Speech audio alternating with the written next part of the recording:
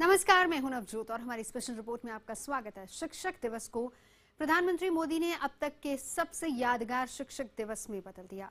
इस मौके पर मोदी सर की क्लास तो दिल्ली में करीब 1000 छात्रों के सामने लगी, लेकिन इसे टेलीविजन, इंटरनेट और वीडियो कॉन्फ्रेंसिंग के जरिए पूरे देश के करोड़ों छात्रों ने सुना।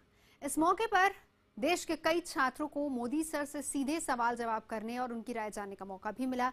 प्रधानमंत्री की सख्त प्रशासक वाली शख्सियत का वो चेहरा भी नजर आया जो कि बच्चों के बहुत करीब है। प्रधानमंत्री मोदी की शख्सियत के इस पहलू के कई रंगों के साथ आज हम अपनी स्पेशल रिपोर्ट में हाजिर हैं आपके सामने, और हमारी ये विशेष रिपोर्ट है मास्टर मोदी।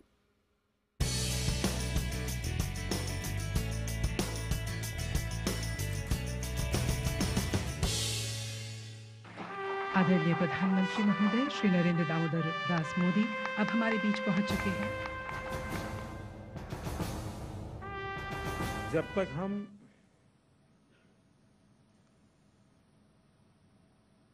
उस महात्म्य को स्वीकार नहीं करेंगे,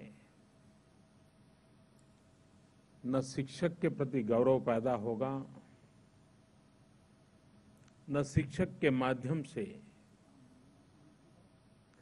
नई पीढ़ी में परिवर्तन में कोई ज्यादा सफलता प्राप्त होगी।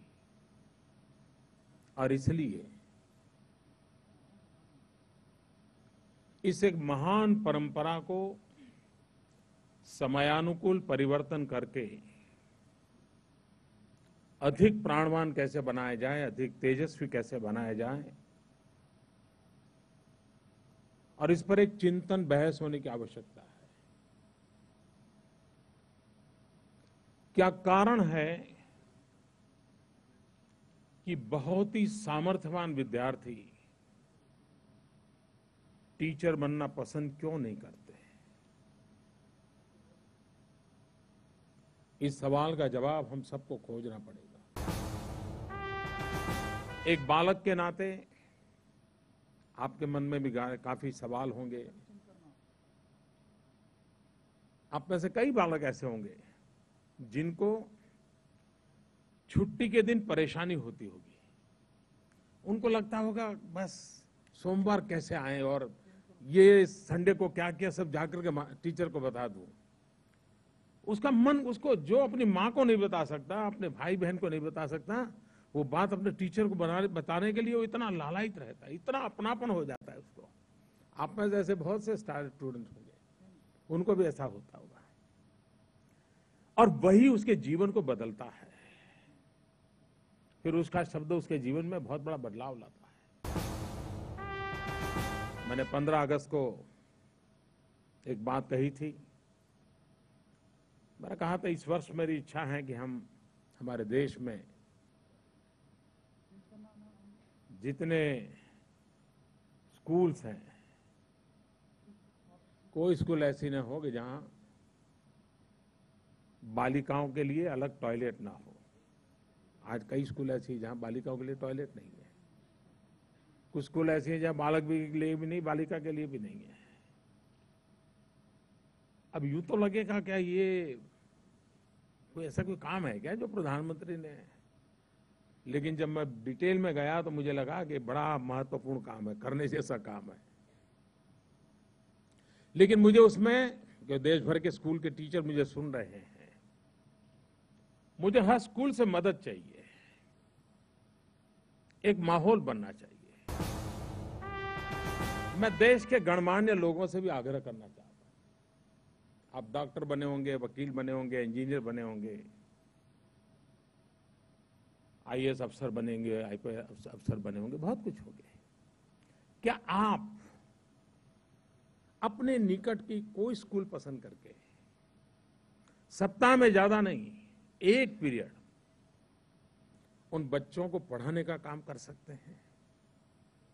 विषय तय करें स्कूल के साथ बैठ करके। हर काम गूगल गुरु करता है। कोई भी सवाल है गूगल गुरु के पास चले जाओ, इन्फॉर्मेशन तो मिल जाती है, ज्ञान नहीं मिलता है, जानकारी नहीं मिलती है। और इसलिए हम सब उस दिशा में प्रयास करें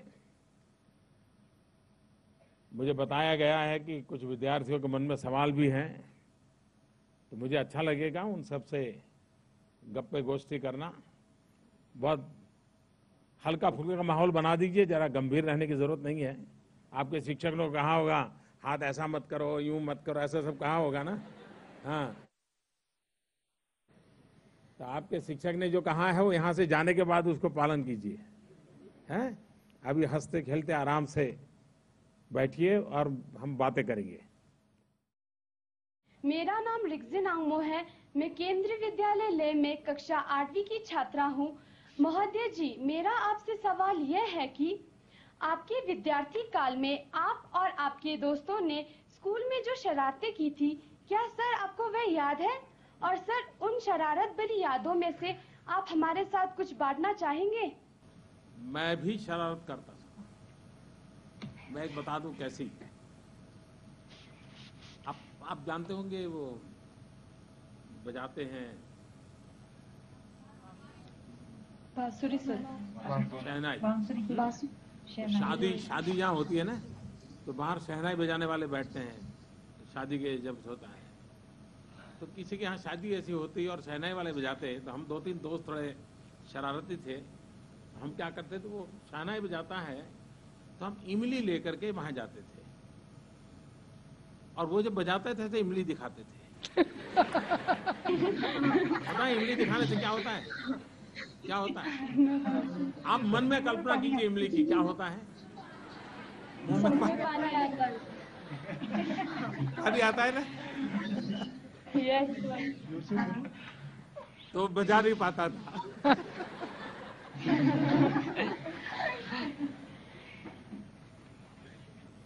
हमें वो मारने के लिए दौड़ता था। और एक जरा और थोड़ी जरा अच्छी नहीं लगने वाली बात बताऊं? लेकिन आप प्रॉमिस करिए आप लोग नहीं करेंगे। पक्का? पक्का? Yes sir. हम किसी की शादी होती थी तो चले जाते थे, और लोग शादी में खड़े होते हैं तो कोई भी 2 लोग खड़े हैं, कोई लेडी एंड जेंट्स, तो उनके पीछे कपड़े पकड़ के स्टेपलर लगा देते हैं। नमस्कार सर, मैं अक्षय कक्षा 11वीं बी का छात्र सर्वोदय शाह शिक्षा उच्चतर माध्यमिक विद्यालय नानकपुरा मोतीबाग नंबर 2 से हूँ। सर, जब आप प्रधानमंत्री बने तो गांधीनगर से नई दिल्ली आने पर आपको कैसा महसूस हो रहा है और आपकी गतिविधियों में क्या बदलाव आया है? फर्क तो बहुत लग रहा है। एक तो मुझे समय नहीं मिला है अभी दिल्ली देखने का। ऑफिस से घर, घर से ऑफिस, यही मेरा क्रम चल रहा है। लेकिन मैं समझता हूँ आप पूछना क्या चाहते हैं। वैसे कोई बड़ा फर्क मैं महसूस नहीं करता। मेरा नाम सिंपल है। मैं RK Puram sector 5 government coed senior secondary school में पढ़ती हूँ। सर, क्या आपने एक बालक के तौर पर कभी सोचा है कि आप भारत में एक दिन प्रधानमंत्री बनेंगे? क्या आपने सोचा है कि आप विश्व भर में प्रसिद्ध होंगे? नहीं सोचा। क्योंकि मेरा जो बैकग्राउंड है, मैं बहुत सामान्य परिवार से हूँ, और मैं तो कभी स्कूल में मॉनिटर का चुनाव भी नहीं लड़ा था। तो ऐसा तो सोचने का सवाल ही नहीं उठता था। नमस्कार श्रद्धेय प्रधानमंत्री महोदय, मैं चिराग बंसल जवाहर नवोदय विद्यालय मुंगेशपुर दिल्ली की कक्षा 11वीं का छात्र हूँ। महोदय, आपको हमारे जैसे छात्रों से बातचीत से क्या लाभ मिलता है? लाभ मिलता होता तो मैं नहीं आता। क्योंकि वो लोग ज्यादा मुसीबत में होते हैं जो लाभ के लिए काम करते हैं। बहुत सारे काम होते हैं जो लाभ के लिए नहीं करने चाहिए, और जब लाभ के लिए नहीं करते हैं तो उसका आनंद कुछ अलग होता है। Honorable Prime Minister, sir, I am Prerna of class 10 from Kendriya Vidyalaya Pragati Vihar. Sir, people say that you are like a headmaster, but you appear to us as friendly, sweetly and a kindly person. Sir, my question is that what kind of person are you in real life? बेटा, तुमने जो पूछ लिया है कि भाई आप क्या हो, अब मैं खुद तय नहीं कर सकता हूं मैं क्या, लेकिन जो आपने कहा कि मैं हेडमास्टर की तरह काम करता हूं, मैं मालूम नहीं तुम्हारे हेडमास्टर यहाँ आए हैं क्या स्कूल के? Yes, sir. तो तुम्हारा क्या होगा बताओ? वो कल तुम्हें पूछेंगे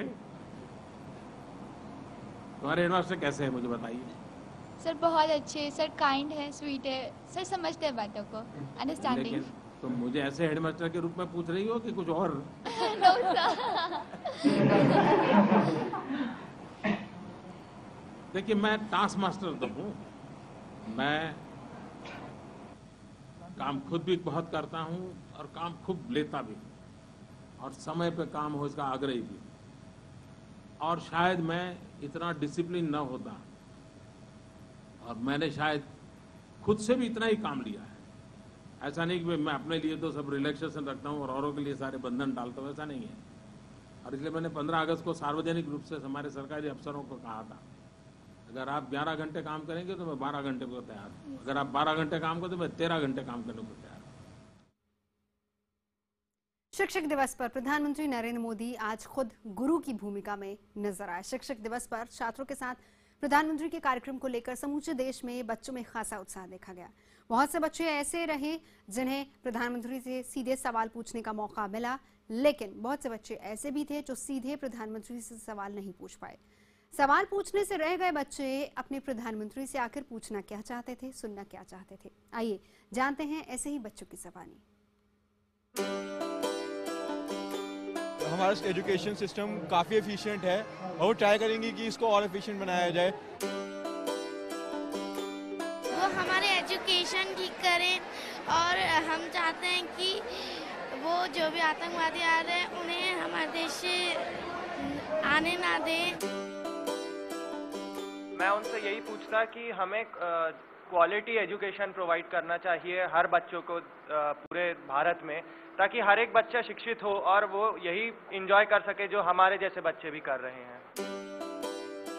हम लोग की यही उम्मीद है कि हम लोग का देश बहुत उन्नति करे और यहाँ से सारी गरीबी और अशिक्षा यहाँ से चली जाए। आप भारत के लिए क्या क्या अच्छा करना चाहोगे, क्यों करना चाहोगे और क्या आप ये देश को अच्छे तरीके में बदल सकते हो? मैं चाहता हूँ पीएम है ना हमें हमारे और सभी स्कूलों के बारे में बताए, और जो हमारी डेवलपमेंट नहीं हुई है जिन जिन स्कूलों में कई जगह लाइट नहीं है, कई टीचर्स छुट्टियाँ कर लेते हैं, उन स्कूलों में देखे और वहाँ पे उन शिक्षकों के बारे में उन शिक्षकों को कुछ समझाएं और हमें बताएं कि हमें उन शिक्षकों का किस तरह से सम्मान करना चाहिए।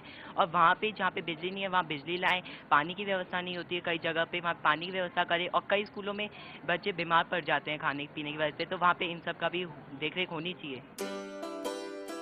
जो बच्चे स्कूल नहीं जा सकते, जिनके पेरेंट्स की फैमिली इनकम कम है, जो उन्हें स्कूल नहीं भेज सकते, उनको स्कूल में पढ़ाने के लिए आपकी क्या क्या योजनाएं हैं?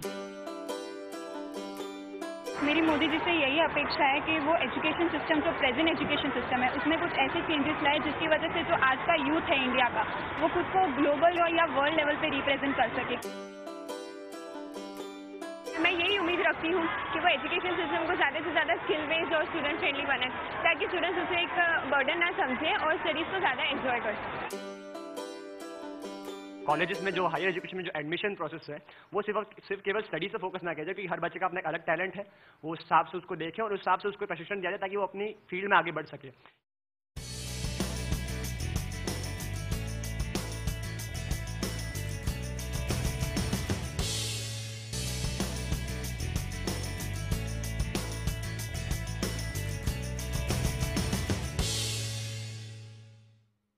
शिक्षक दिवस पर प्रधानमंत्री नरेंद्र मोदी की शख्सियत का एक नया ही चेहरा देश के सामने आया। लेकिन मोदी का बच्चों से प्यार और लगाव का ये रिश्ता कोई नया नहीं है। मोदी जब गुजरात के मुख्यमंत्री थे और जब बीजेपी के आम पदाधिकारी थे, तब भी वो बच्चों से घुलने मिलने का कोई मौका नहीं छोड़ते थे। आइए देखते हैं बच्चों से मोदी का यही रिश्ता।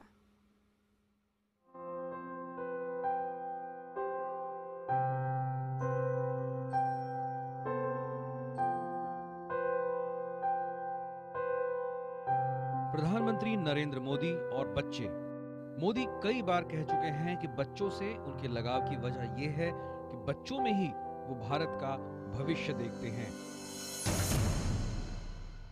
किसी माँ के गर्भ में पल रही बेटी को मत मार। बच्चों के प्रति उनकी चिंता तब भी दिखी जब 68वें स्वतंत्रता दिवस पर लाल किले के प्राचीर से दिए भाषण में उन्होंने क्लीन इंडिया मुहिम में लड़कियों के स्कूलों को जोड़ने का भी आह्वान किया।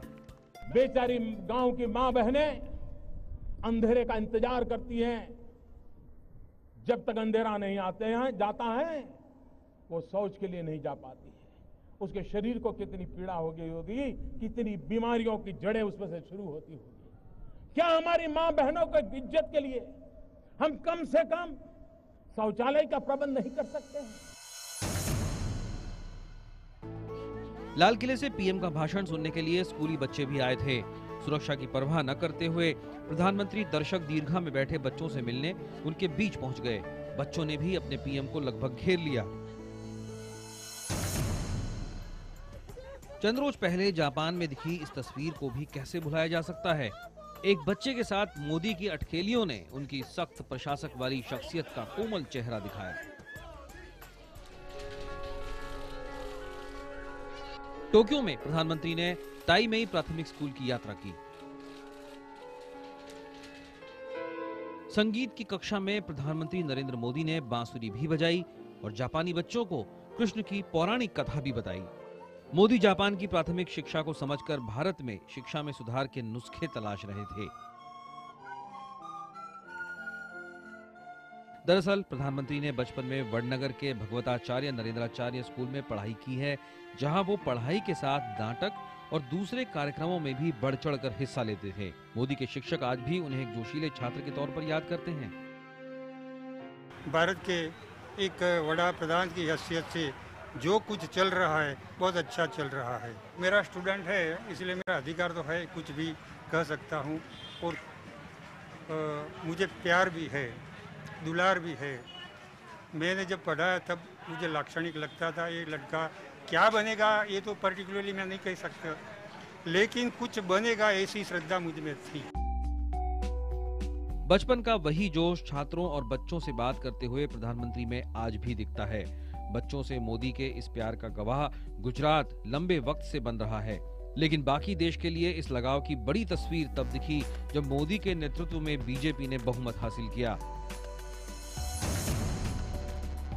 शपथ लेने से पहले वो मां का आशीर्वाद लेने पहुंचे थे।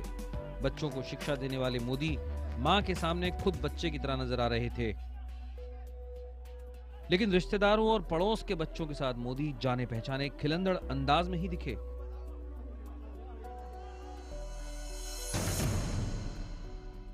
रक्षाबंधन का त्योहार भी नरेंद्र मोदी लंबे वक्त से बच्चों के साथ मनाते आ रहे हैं। इस बार भी बच्चों ने प्रधानमंत्री की कलाई पर राखी बांधी। ये शायद दूसरा मौका था जब बतौर प्रधानमंत्री मोदी का बच्चों से प्यार नजर आया। धीरे धीरे बच्चों से मुलाकात प्रधानमंत्री के तमाम कार्यक्रमों का अनिवार्य हिस्सा बनता जा रहा है।